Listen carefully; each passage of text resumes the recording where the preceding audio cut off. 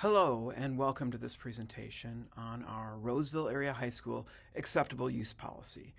In plain English, this presentation is what you can and can't do on the internet on our devices here in the school. So I imagine your eyes are rolling and you're saying, I use the internet all the time. I've used it since I was a kid. Why do I need to understand that there are rules about how we use the internet? Well, that's exactly why. We rely on these tools all the time for communication, research, organizing, having fun, being creative. But here in Roseville, and specifically here at Roseville High School, we have some rules about what's okay and what's not okay. So let's start with the most important rules, and that is basically that there is a bottom line. Anything vulgar, profane, pornographic, obscene, anything that involves bullying other people or using pictures without permission is not okay. That includes taking video in your classroom without permission of your teacher. Another thing worth mentioning is we have a lot of technology here in our school. We have keyboards, computers, cameras, our network. There are classes that even use drones in them. But you should realize that using any of our district devices and our network is a privilege. And if you misuse that device or network, that it could cause problems. And in fact, you could be blocked from being able to use those things. In your classes, there is a rule that there is no cell phone use from the bell that starts the hour to the bell that ends the hour. You should follow your teacher's instructions about when to use any other type of technology, and that includes your district-issued iPad, specifically for classroom use. And we should add this year that those instructions will include AI tools as well. They can be really helpful. They can also cause problems in classes, and your teacher will give you instruction about when that is appropriate. You should know that generally speaking, AI tools are blocked in Roseville simply because we feel like you need to learn how to do things on your own independently before you rely on an AI tool in order to support that learning. There are good uses for AI, and we will cover those as well in your classes, and look for your teacher for more information on this. In 2025, it's hard to imagine that you expect that what you're doing online is private. There are lots of ways that technology companies are paying attention to what you're doing, keeping track of you. It is also true that the school has a right to and does keep track of the usage of our equipment and our network. So there is really no expectation of privacy. We can and will monitor your use, and if you're using technology inappropriately, there is consequences for it. So it is simple to remember that you should use your personal device for personal uses and your school device for educational uses. There is filtering in our school district. We do block certain uses of the internet. We talked about AI, for example. Several of our AI tools are blocked. There is also some blocking of games and things that would be distracting in classes. That filtering can be advanced if that becomes a difficulty for you. And we think that it is helpful to keep some sort of bounds and protections in place in terms of trying to keep your attention, your focus, which I believe is probably one of our most important assets, focused on what's important in class. So we do filter your content. If you have questions about that, feel free to talk to any of us in the media center or your teacher.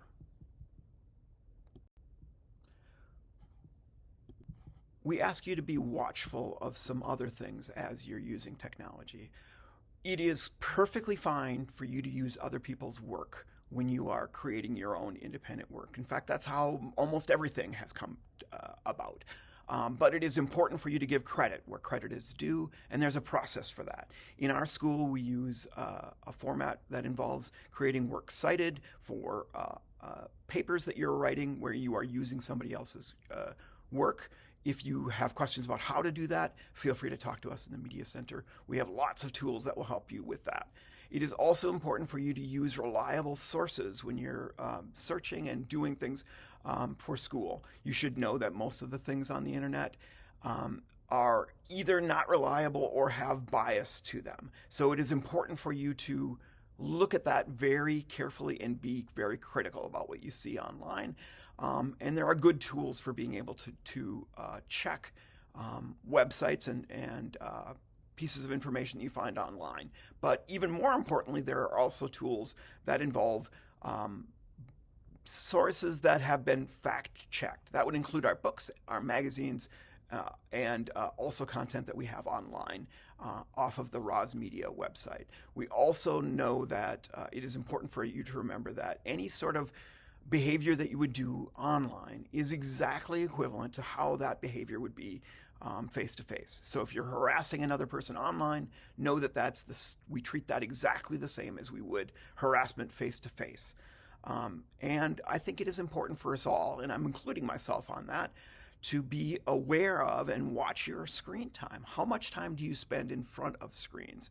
And does that affect how you are mentally and how you approach your interactions with other people? So it is helpful for you to be aware of your screen time. Lots of support in that area. Feel free to talk to any of us about that.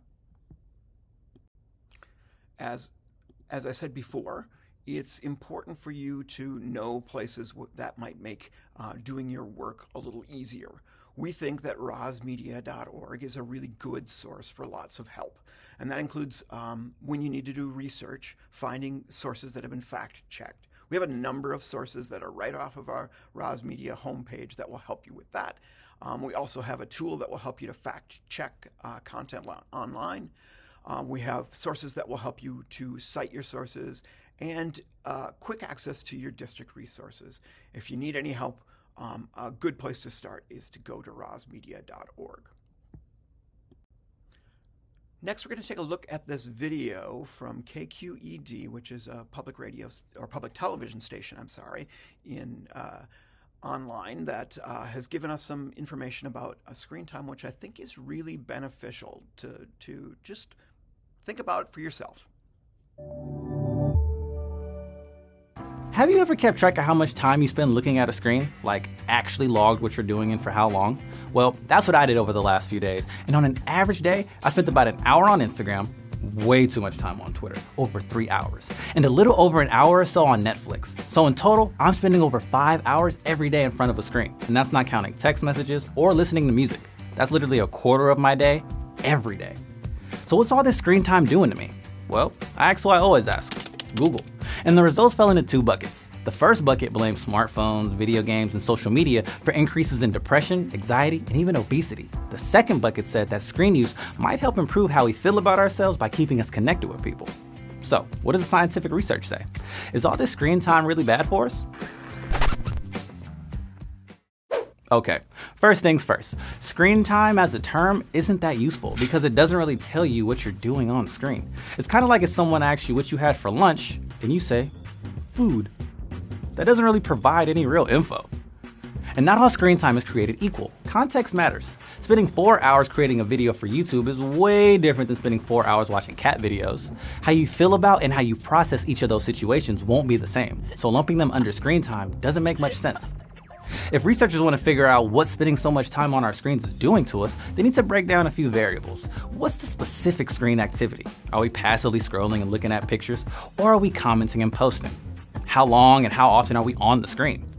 Because there's so much to untangle, the research is kinda all over the place. You can find individual studies that support and contradict just about every conclusion linking screen time and health. To quote the director of the National Institutes of Health, the research is quite limited, has not been conclusive, and further study is needed. That's why it's crucial to look over a body of research to identify trends. All right, so let's get to it. Our digital lives can take a physical toll on us, and I'll be the first to admit, I'm usually on my phone right before I go to bed, even though multiple studies have shown that leads to bad sleep. And we all know what can happen without enough sleep. Concentrating on things is hard, you can get irritable. I sort of walk around like a zombie, and sometimes me no make when I talk I. Since? And it's not just me. In 1991, 26% of teens were getting less than the doctor recommended 7 hours of sleep a night. Today, that number is over 40%.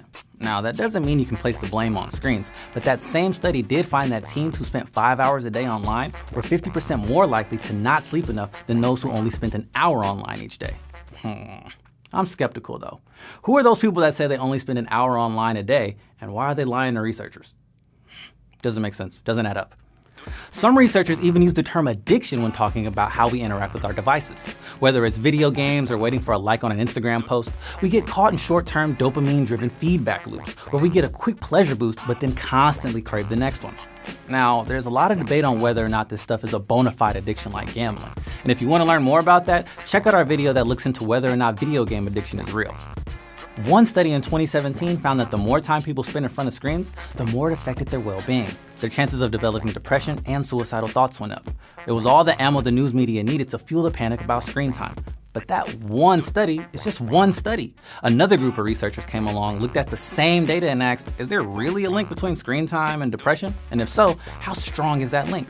They found that screen time is correlated with depression, but that correlation is really small. In fact, it was the same as eating potatoes regularly.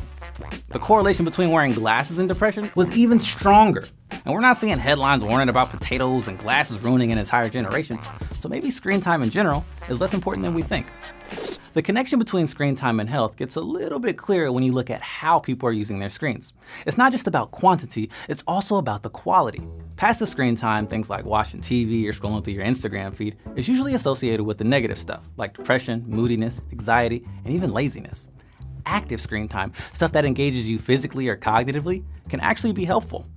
Screens also allow us to stay connected with people. With technology like FaceTime, I could talk to my best friend who's on the other side of the country right now. Now sure, some people have to deal with feeling overwhelmed because of drama or feeling pressure to only post a highlight reel of themselves to make them look good to others. But in many studies, a majority of teens say that social media mainly helps the relationships they already have with their friends. And almost 60% have met a new friend, like me. I just recently visited a homie in Canada who I've known online for like 7 years, so that was pretty awesome. Shout out to Shannon. And when you look at stuff like multiplayer video games, Twitch streams, or Reddit, wandering around online allows you to find your tribe. If you don't quite fit in where you live or you live in a small or isolated community, quality screen time might be essential to keeping you sane. So, what do you think? What screen activities do you value, and what do you want to cut out? Let us know in the comments below. Oh, we want to give a shout out to Common Sense Education, who we collab with on this episode. Thanks a lot, guys. And we have 2 more episodes with them coming out, so stay tuned for those. And if you're a teacher, check us out on KQED Learn. Until next time, guys, peace out. Next, let's talk about how you present yourself online. I think it is a challenge for your generation, certainly not for my generation, but for your generation to think about what you post and who you are online and how that will be perceived later on in your life. And that's what we call the digital footprint. I think it is important for you to remember that things that you post have what we call a long tail. So they will be used and discussed in the moment, but all of that stuff lingers and stays online. And it is possible for someone to find that information later on in life and include that in how they perceive you. I don't have a lot of experience with this, but let me just say that there are emails that I wrote in 1984 that still show up online when I search for myself. And I think it is just important for you to keep track of the fact that nothing completely disappears. The idea of, posting and having a lot of people see it can definitely be kind of scary. If you're a teenager, you're gonna make bad decisions sometimes. They can screenshot it, they can do so many things to save that, and they can edit it in ways that you won't want them to. Whether or not you think it'll go away, it's there. Anything you post online, you're stuck with. Oversharing to me is putting too much of your personal life in front of a wide audience of people. Posting something for the sake of showing that you're there and maybe not because you're actually having that great of a time. Posting about things that people don't necessarily think are significant, but they're just kind of posting to be posting. What you share and how often you share is going to affect the way that somebody views you. just because I'm gonna post all the time, that doesn't mean that you're gonna get all the attention. That doesn't mean that everybody's gonna like you. For example, people have like Finstas or spam accounts where they just like post random stuff, and sometimes they get too personal with what they're talking about on there. Things that are meant to be texted one-to-one, people tend to post online so 50 other people can see their plans for tomorrow or the next weekend. You could be doing something like that could potentially endanger yourself by making your account public and saying too much about where you live or who you are. When I'm in like a cool location and I want to show everybody where I am, but most of the time I'll just tag where I am on like a Snapchat story so people can know. So once you put something online, it can be there forever because people might take screenshots, they might record it, they might save it. I don't think people don't realize that it's gonna be there forever. I think they just don't care. A lot of people have this mentality of like, what I'm doing is very insignificant. Why is anyone gonna care about this? You should be cautious of what you post. Don't post your pictures and think like, okay, nobody's seeing me, nobody's screenshotting me, nobody doing nothing, because people doing that, you're just not gonna know. Your Snapchats, despite the fact that they only last, 4 to 8 seconds, they're still there. Your Instagram stories that go away after 24 hours, they're still there. Anything that is posted, anything that's up, no matter what happens, even if you leave it up for a minute and take it down, it's there as soon as you put it up there. No one's going to scrutinize everything that you say the same way that you might. You are not obliged to post every second of your life in order to please what you might seem as the majority of people. So when you feel like you have to post all the time, when you feel like you have to do this in order to get fame and attention, you don't. It's not your job. That's something you always have to be thinking about. What do you want people to remember you on social media as?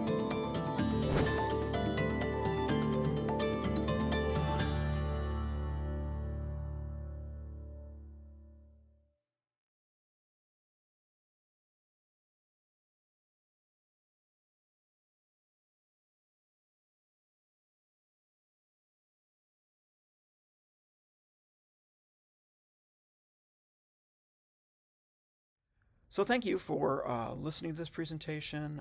Thanks for working together with us to be good users of our technology and our internet.